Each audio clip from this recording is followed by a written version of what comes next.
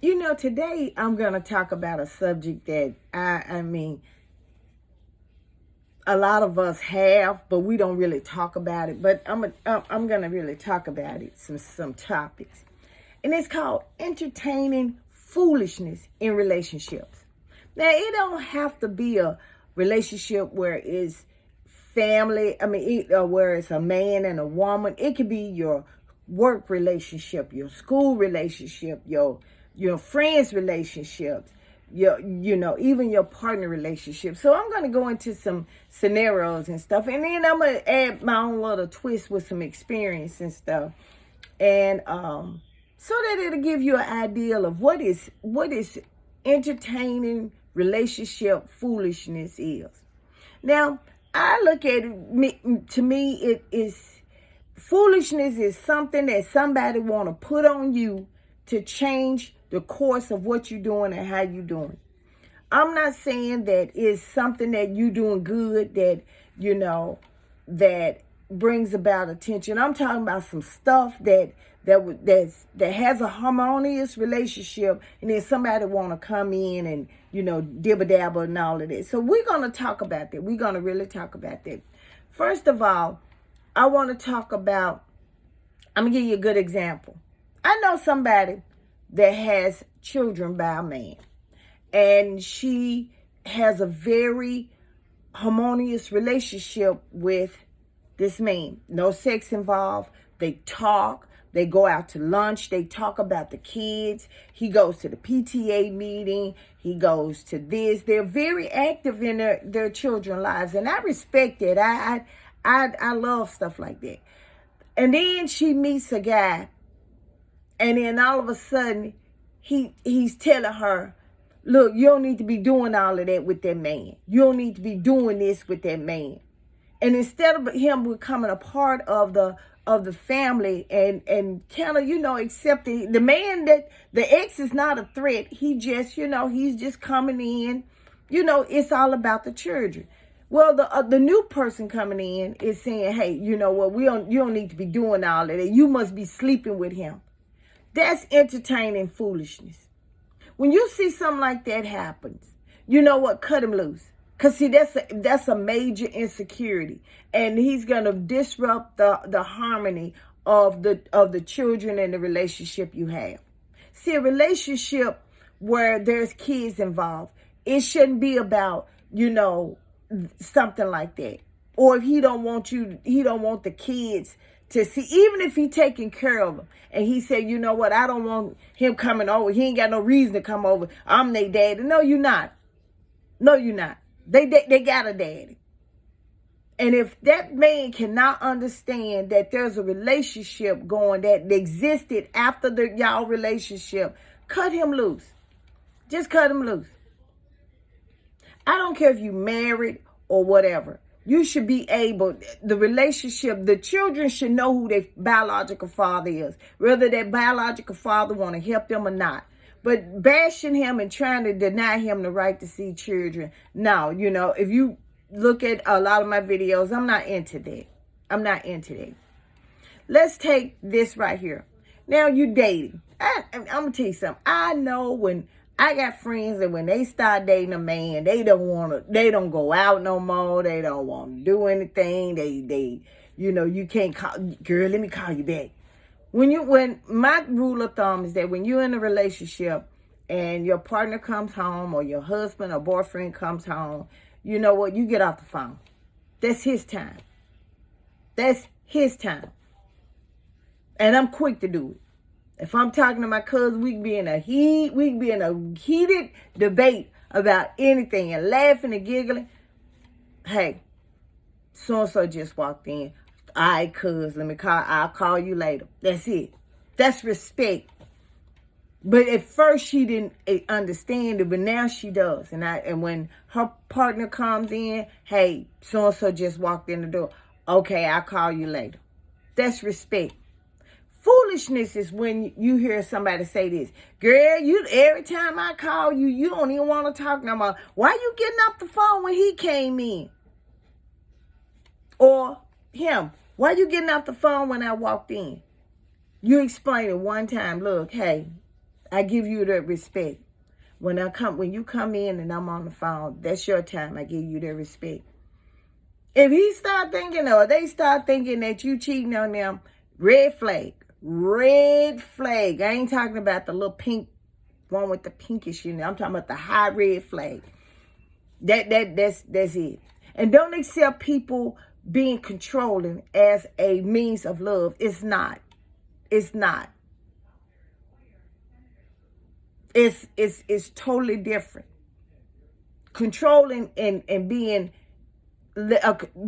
isolating you from other people. Now that's not love. That's some major insecurities. That's a major insecurity. Give another scenario, and I'm not saying that every relationship that you come in, that it's okay to have a relationship outside of that relationship, because I'm divorced.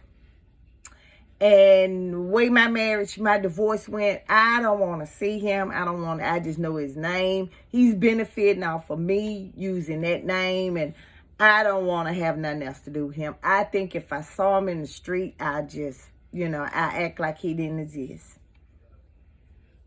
If he came up to me, I ask him, who is he? Do I know you, sir? Oh, I'm good at that. Very good at that. Do I know you, sir? That hurts a person real quick when they say, hey, I know her. And then they walk up to you and say, hey, so-and-so. Do I know you, sir? Do I know you? Yeah, you know me from some. I don't remember knowing you. You got my last name? No.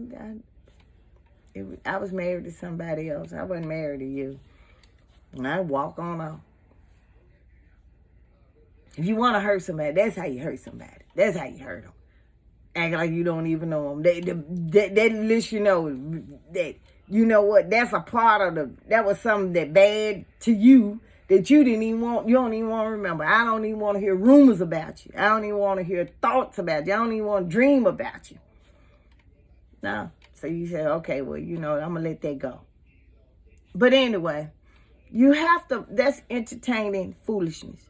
Like, for instance, you get married and all of a sudden the person don't want you to interact with single women. Well, there's a lot of single women. You ain't got to listen to their advice. And see, a lot of men put a lot of stuff on single women. I've been done that way. Me being single and did not help your woman go out there and cheat. Your woman was cheating long before I came into the picture. Well, you know what? It's because you influenced her. No, because I didn't go out here sleeping with random men. Your wife did that. I didn't go out here trying to get somebody a side piece. I danced, laughed, and giggled and came on home.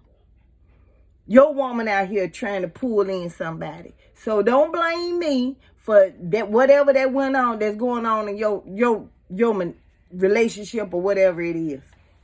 See, a lot of married women want to blame single women. A lot of men want to blame single women for stuff that they woman is out here already doing, but they want to blame somebody, you the influence. Especially somebody like me. I love to go out and have fun. I laugh and giggle. It used to be a time when me, my baby sister, and her husband, and we went out and we laughed and giggled. That people thought we were friends. All of us was like, they thought he was gay because he was hanging with two women, and oh, it was hilarious. But we had fun together. Back when we were young, we had fun together. It wasn't all about it wasn't about just we just had fun. When we got a little bit older, men, because it was a shortage of men in the family. When my sister got married, and my baby sister got married, and she was the only person married, we used to call him our husband. That, hey, let me speak to so-and-so. So-and-so, yeah, wife number 6 is on the phone. Yeah, we were like that. And when my sister, especially if you're a cool guy, if you're a good guy, and the relationship didn't work out, one of my sister's partners, Me and him, we used to hang out. Me and him and my other sister husband, we used to hang out. We used to, he come over and I cook and we laugh and giggle. We sit on, back then I was a beer drinker. We sat and we laughed and we giggled and people say alcohol plays a part on you doing it. No, it doesn't. I'm going to say something. No, because if you ain't, what? And I'm going to use his name. Mark was my bit. We was like this, thick as thieves. Me and Mark, Mark, we hung out. He picked the kids up. We just had he was like a brother to me. I didn't see him attractive or none. He laughed and giggled and then he went home. But back then, my sister stayed around the corner. We talked. And when they broke up, we were still friends. We were still close, and every December the 25th, I get saved because that's when they found him. He committed suicide. But it wasn't because of the holidays. It was because of something else. But we're like that. Am I close to anybody in my family, husband-wise, since then? No. Because we got young ones in the family. We got young ones. Am I close to my son-in-law? I try to be. Some things that, I call him my son. I fuss at him sometimes, like I fuss at my other one. I give him advice. But the difference between a boy and a man is that men, they can, as long as it's not a toxic relationship between you and somebody else, they will nurture it. It's not a threat. A boy does not know how to take. He got to have that attention on him. And because of that, he has that attention. He don't want nobody else to want you, to be around you. He don't want nobody to see you desirable. See, boys are like that. When boys don't want you to dress up, you can't dress up and go somewhere. They get an attitude. You can't go out and be with your friends. They get an attitude. They want to sit here and tell you that you doing this. They want to put that guilt on you so you won't be able to do it. That's them. Because especially when I was networking, I went out and met with a lot of people, men and women, from different backgrounds and all of that. I used to have to come home, especially if it was an event going on twice. Like I went out in the daytime, came home, took a shower, put on my makeup, redo my makeup, do all that. And then I go to a political event where, it's more people. I have to dress formally. And sometimes he laid out the clothes. Thank you so much. But that's because you have to know you in order to say, you know what? This is what I need in my life. See, when you insecure about yourself, when your self-esteem is low, don't think that somebody's going to pick it up. I got to use one of my babies. I'm going to use him. Pick it up and pet it and say, you know what, she insecure. I'm going to take care of her. I'm going to let her see she's loved. No. When you are insecure, people prey on that. They use it to their advantage. I back in the day, I used to say, if a man let me run over him, he weak. And I'm going to run over him. If I got to tell a man every day what he needs to do to be a man in this house, he ain't no man. He ain't no man. I can't deal with him. Me personally, I can't deal with a man I got to sit here and tell over and over and over. But some of y'all, yeah. Some of y'all women, y'all good at that. That's y'all niche and I respect you for. But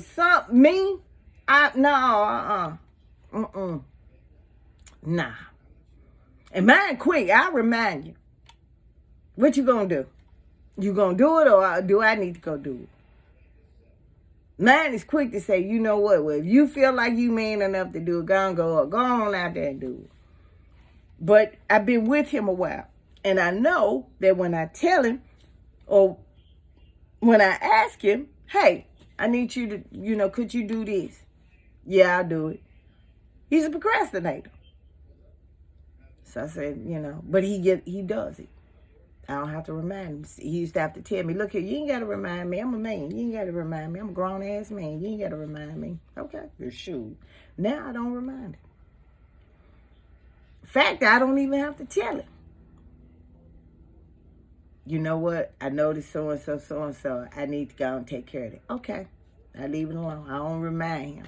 I don't ask him, when you going to do it? No, that ain't, no. As long as it get done. If it gets worse, that's on him. That's more money.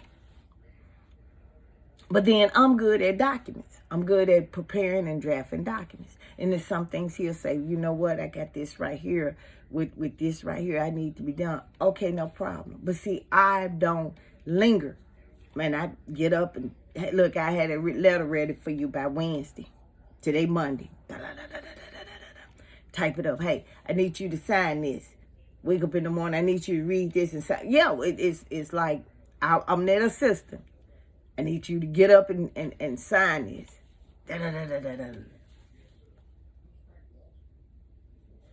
Don't you want to read it? No, I trust you.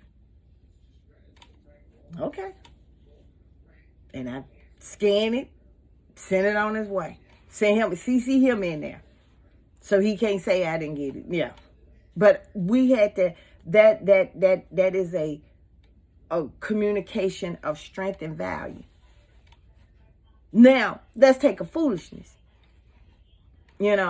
Hey, I need you to, this is something I need you to look over and sign and do. Okay. What's this in there? Well, this is a standard thing, blah, blah, blah. I ain't signing it where they're not going to do this until you sign it. That's part of it. That's a standard thing. Do you want me to emphasize on what it in more detail, or you want me to ask them on your behalf what it means so you can explain? No, I don't need you to do that. I don't need you to do that. I ain't finna sign it. Well, if you don't sign it, this ain't gonna happen. You need to either clarify it, or you need to sign it, or you need to object to it, or you need to submit an alternate to it. No. Well, what do you want to do? I don't know. Then I leave that foolishness alone. I go on. Weeks later, did you send that letter out? No, I sure didn't. I left it right where you talked about. Then, yes, look over it. What you think? I already told you. Sign it, then I take care of it from there. That's that. But see, you have to learn to cut foolishness out. Foolishness does not belong in a relationship. Foolishness. You already got other stuff. You got women that want to, date your man. You got men that want to date your man or woman or whatever. You got too much stuff, food and everything going up. Gas, gas is going down. And you got all this stuff going on. Children, all that. Man, you know what? You're trying to do right, trying to get brownie points. You got too much going on. And then you have to deal with foolishness being with somebody. Foolishness. And somebody asked me, they said, Samantha, you're a strong person. I have a lot of women ask me that. Oh, Samantha, you're a strong person. Did they really happen? Yeah, it happened. Yeah. Because back then, being a single parent, it meant a lot more than what it is now. Being a single parent, I had to realize I wasn't making decisions about me. I'm making about these two other ones too. These little bambinos I brought into this world. I had to look out for them. I had to give them a safe place. I had to make it where, that home was like a wonderland. It was better than Walt Disney. Certain things I didn't discuss in front of them.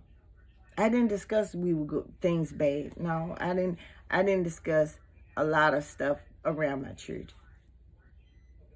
I was struggling, but they never knew it. They didn't know about it until my daughter turned 15 and my son, he was like 13. Then that's when I started letting them know, hey, you know what, all this stuff you've been you trying to ask for, your Lamborghinis and stuff like that. Nah. You better take this Pinto and move along. But I'm just giving you some example of entertaining foolishness. Yeah, you got children that we have to entertain foolishness. They don't want to, I'm a thrift store person. And I'm going to tell you something. In the city I go to the thrift store. And we're going to talk about clothes in another section. But anyway, and I love it. It's therapeutic. I find Michael Kors bags. I found designer stuff. I find stuff that still have tags on it, And this lady bought this girl the most beautiful dress I have ever seen. It wasn't a formal dress. It was just a regular dress, but it was so pretty.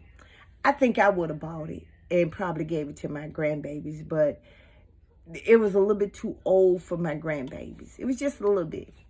She had just turned 13. This girl was like 14, 15. And she told her mama, and her mama bought her some shoes, and they looked like kids. Well, kids what back then was a popular tennis shoe. And she said, my daughter said that she didn't want them. She said that she wanted the original kids. I'm looking at them saying, like, how could that be? Because they look like kids. They had the little blue thing. Only thing they didn't have on the back was kids. She said kids wasn't a designer brand. Mama looking all sad and stuff. I think I took one of the items. Mama looking all sad and stuff, and she got her money back, and she said, well, I guess I'll take her to the store and get her the designer brands that she wants. I laughed at that. I laughed because back in the day, we used to get out. Come on now, I'm over 50, and if you over 50, you gonna laugh at this too. I remember getting our shoes at the grocery store. Kids, Adidas. You know what? Don't y'all remember the brand Candies? Yeah, but some of y'all do, and some of y'all. Adidas didn't start off at the Foot Locker. Adidas started off at the grocery store. Converse used to be at the dollar store. Yes, it used to be at Zayre's. Converse used to be $10.99. Converse was the cheapest brand of shoes but everybody had them because they were cheap. Come on now, come on. Converse started in the 60s. Look at some of them 60s and 70s movies. Converse was there. Converse used to be the cheap. They used to buy them at the grocery store. Now they look at them. I was going to give my grandbabies, now I'm getting ready to take learn how to drive a motorcycle. And I said, you know what, I'm going to give me some, they say you got to get shoes that are above your ankle, to protect your ankle. So I said, I'm going to give me some Converse. Man, I saw some leather Converse for $190. The regular ones was $60 and $70. Go figure. Adidas didn't become a popular. Adidas used to be another cheap brand. Run DMC made that. The famous rap group made that where it's more expensive. Adidas. Y'all need to do your homework, man. No. I tell you what, you get your job and you can go buy anything you want. That's what I told my son. You can go get your job. What was the designer name? Aeropostale. I guess that's what it was. Man, I went in there, man, shoot, them little bitty T-shirts, 20 and 30. Oh, no. Come on, we can go to Walmart and get a whole bunch of them for that. Mama, I'm not a Walmart. Well, then you get a summer job. He got a summer job, and he worked for them Apostle shirts. In fact, I still have one. It reminds me of him. He was getting rid of them, and I said, you know what? This reminds me of something, and I took the shirt and I brought it home. It's red, and I wear it every now and then. But the point is dealing with foolishness. It's dealing with foolishness. You got people in your family that always trying to start some mess and all of that. Every time you look up, they trying to fight and all that. How you deal with that? That's foolishness. And if you have risen above that, that's foolishness. You just cut them off. Look, I don't want to have nothing to do with you. But people don't want to do that. They don't want family talking about, well, that's family. That's even better. That makes it even more better. When you cut something off that's going to hinder your growth, that's going to sit here and make you all change not in a positive way. That's called a relationship foolishness. And you have to just decide. It's some family members that I don't talk to, including my father. Well, my dad. I don't talk to him. Because for 30-some years, I've had to deal with relationship foolishness. I've had to deal with stuff that he's trying to force on me. His side house, he's trying to force on that. But yet, he's not treating us equal. He letting us know that, look, he's giving us ultimatums. You either accept this or move on. And it ain't like when I was young. I mean, like when I'm older now, he could say that. I can respect that. If he said, well, you know what? This is my life. If you don't want it, leave it alone. And then at my age, I can say, okay, yeah, I get it. But see, this has been going on since we were little, when we were children. Look, I got this woman now. I left your mama. I got this woman now. You either accept it or move on. And see, for years, we've been trying to fit in. And the woman talking crazy to us, cussing us out, forcing demands, and he passed it on us, and we did it. Then when I got older, I said, you know what? Okay, that's your life, that's your whatever. I said, you know what? You don't have to be my daddy. When I needed you to be my daddy, you didn't want to be my daddy, so you're not my daddy. You're a friend now. So let's build our relationship on it. But he's still trying to force things on that to me now.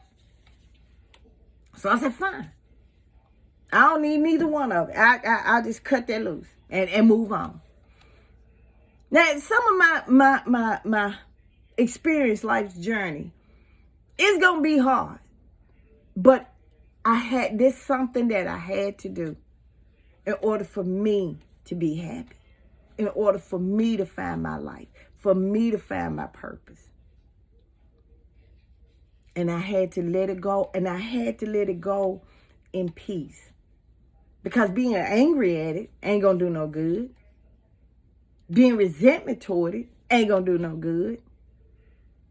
So I had to let it go. I had to accept it for what it is, what it always have been.